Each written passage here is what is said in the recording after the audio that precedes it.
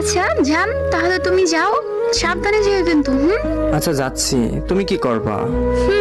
আমি একটু গেম খেলবো ফ্রেন্ডদের সাথে। দেখো জান, প্লিজ কোনো ছেলেদের সাথে খেলবা না কিন্তু।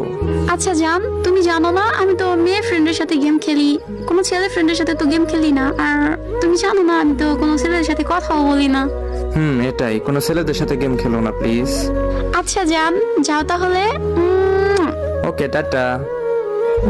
কি ব্যাপার, আবার আয়শার দেয় কেন? দেখি তো গিয়ে কি বলে। হ্যাঁ আয়শা, কিছু বলবি? হ্যাঁ ভাইয়া, তোমার সাথে একটু কথা ছিল।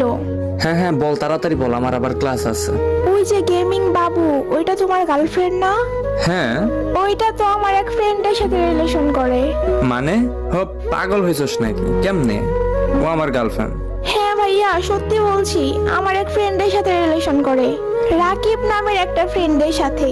আমি জানি তুমি বিশ্বাস করবা না।